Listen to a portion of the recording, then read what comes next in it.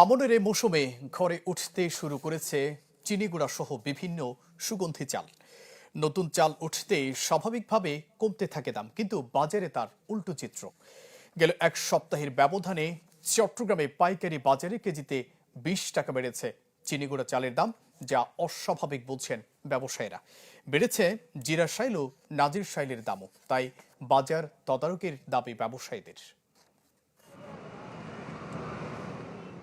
আমনের এই মৌসুমে নতুন ফলন ঘরে ওঠায় কমতে থাকে চিনিগুড়া, নাজির শাইল, কাটারি সহ বিভিন্ন সরু চালের দাম। কিন্তু মঙ্গলবার সকালে চট্টগ্রামের চালের পাইকারি বাজার পাহাড়তলে গিয়ে দেখা যায় উল্টো বেড়েছে সুগন্ধি সরু চালের দাম। গেল এক সপ্তাহের ব্যবধানে পাইকারি বাজারে কেজিতে 20 টাকা বেড়েছে চিনিগুড়া চাল। প্রতি 50 কেজি বস্তায় 800 থেকে 1000 টাকা বেড়ে বর্তমানে বিক্রি হচ্ছে 6300 টাকা, যা অস্বাভাবিক বলছেন ব্যবসায়ীরাই। নতুন এবং ফিরে আসা গ্রাহকদের জন্য নগদে চলছে ক্যাশব্যাক সহ প্রতিদিন হাজারো উপহার জেতার সুযোগ। হবে আশা আর ফেরা, সারপ্রাইজ সেরা। আমাদের চিনিগুড়াটার দাম অতিরিক্ত বেড়ে গেছে হঠাৎ করে। এটা প্রায় 800 থেকে 1000 টাকা বস্তা প্রতি বাড়ছে, তাহলে কেজিতে এমন অনেক টাকা বাড়ছে।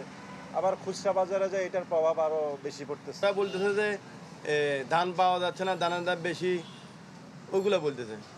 পুরাতন ধান আগে পাওয়া যাচ্ছে না, চিনিগুড়া ওদের কাছে নাই। চিনিগুড়া চালটা হলো আমনে, যেটা পুষ অগ্রহায়ণ পুষে হয়। তো অগ্রহায়ণ পুষে এটা 1000 টাকা বাড়তে পারে, সারা বছর বাড়ে নাই, এটা 1000 টাকা কেন বাড়বে? নিশ্চয়ই এটা তাদের একটা বিশাল সিন্ডিকেট হয়েছে। বেড়েছে জিরাশাইল ও কাটারির দামও। কেজিতে 3 থেকে 4 টাকা বেড়ে জিরাশাইল বিক্রি হচ্ছে 77 টাকা, আর কাটারি বেড়েছে বস্তা প্রতি 50 টাকা। সরকার চাল রপ্তানির অনুমোদন দেয় সিন্ডিকেট করে এসব সরু ও সুগন্ধি চাল মজুদের অভিযোগ ব্যবসায়ীদের।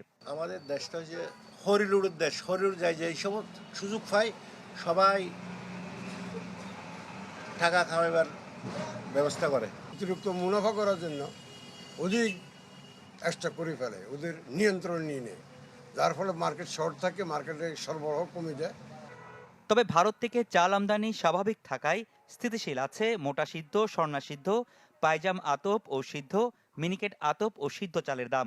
স্বর্ণাফাস, গুটি স্বর্ণা, মিনিকেট সিদ্ধ এগুলো যথেষ্ট কম, অনেক কম। মুগজান ছিল আপনার 250 টাকা, এখন 2500 টাকা, 2400 বিক্রি নাই করলে চলে। এগুলো যদি কোনো কারণে ইন্ডিয়ান বন্ধ করে দেয়, তাহলে আবার দেশি চালগুলোর দাম বেড়ে যাবে।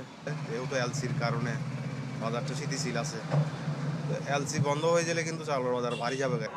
তবে চাল নিয়ে কারসাজি ঠেকাতে মাঠ পর্যায় থেকে বিপণন পর্যন্ত প্রশাসনের নজরদারির উপর জোর দেন ব্যবসায়ীরা। রনি দত্ত, চ্যানেল 24, চট্টগ্রাম।